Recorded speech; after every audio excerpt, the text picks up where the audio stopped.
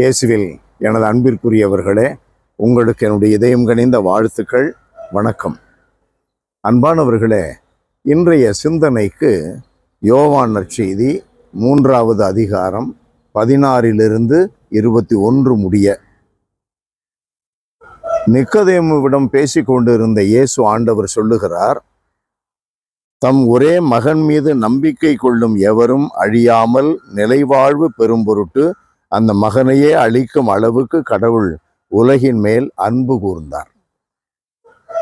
அன்பிற்குரியவர்களே, இந்த மனிதனாக இவ்வுலகில் நம்மை மீட்பதற்காக கடவுள் அனுப்பிய இந்த 2ஆம் ஆள், தந்தை கடவுளுடைய மகன், நம் மீட்பர் இயேசுவின் மீது நாம் நம்பிக்கை கொண்டால் நிலை வாழ்வை அடைவோம் என்பது மட்டுமல்ல, நிலை வாழ்வை நோக்கிய நம்முடைய பயணத்தில் இகத்திலேயே நமக்கு சில துன்பங்கள் வந்தாலும் அல்லது பல துன்பங்கள் நம்மை சந்தித்தாலும் நமக்கு அமைதி இருக்கும், நிம்மதி இருக்கும், மகிழ்வு இருக்கும்.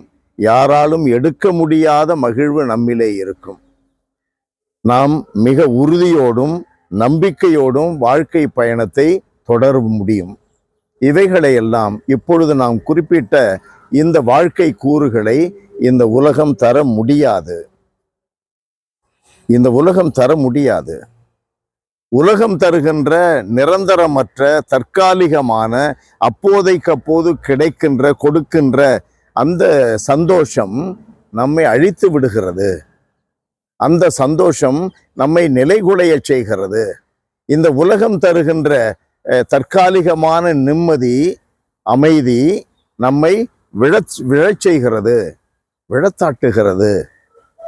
அதுதான் இன்றைய நற்செய்தியிலே ஆண்டவருடைய வார்த்தை என்னவாக வருகிறது பாருங்கள்.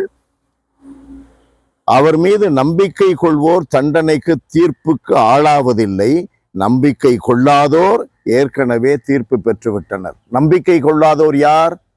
இந்த தற்காலிகமான இன்பத்தை, தற்காலிகமான அமைதியை, தற்காலிகமான மகிழ்ச்சியை தேடுபவர்கள், தற்காலிகமான நிம்மதியை தேடுபவர்கள்.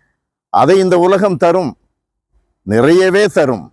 ஆனால் அதுவே நமக்கு பெருந்துன்பத்தின் ஆதாரமாக அமைந்துவிடும் ஒவ்வொரு முறையும். அதுதான் தீர்ப்பு, அதுதான் தண்டனை. ஆகவே கடவுள் மீது, இயேசுவின் மீது நம்பிக்கை இல்லாமல் இப்படிப்பட்ட உலக வாழ்க்கை கூறுகளின் மீது நம்பிக்கை கொண்டு வாழ்பவர்கள் தங்களுடைய செயல்களை ஒளிக்கு கொண்டு வராமல் இருளிலேயே முடித்து கொள்ள விரும்புகின்றனர். காரணம், இருளின் தலைவன், உலகின் தலைவன் அவர்களை ஆளுகிறான். நம்மை ஆள வேண்டியது இருளின் தலைவன் அல்ல, உலகின் தலைவன் அல்ல, இந்த உலகையே படைத்த கடவுள் நம்மை ஆள வேண்டும். அது நிம்மதியை தரும், நிரந்தர மகிழ்வை தரும், நிலை வாழ்வை தரும்.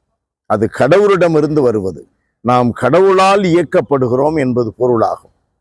அன்பு நிறைந்த எங்கள் இறைவா, நிரந்தரமான நிம்மதியை, நிலை வாழ்வை நாங்கள் இந்த உலகிலும் அடுத்த உலகிலும் நாங்கள் பெற்றுக்கொள்ள நீர் எங்களுக்கு மீட்பராக அனுப்பியுள்ள உம்முடைய ஒரே மகன் எங்கள் மீட்பர் இயேசுவை நம்பி அவர் கற்றுக் கொடுத்திருக்கிற பாதையில் நடந்து எல்லா வேளைகளிலும் உம்மை மகிமைப்படுத்தி வாழ, அதனாலேயே மன அமைதியையும் நிம்மதியையும் மகிழ்ச்சியையும், யாரும் பறித்துவிட முடியாத மகிழ்ச்சியையும் பெற்றுக்கொள்ள அருள் தாரும். இயேசுவின் நாமத்தில் ஜெபிக்கிறோம் பிதாவே. ஆமென், ஆமென்.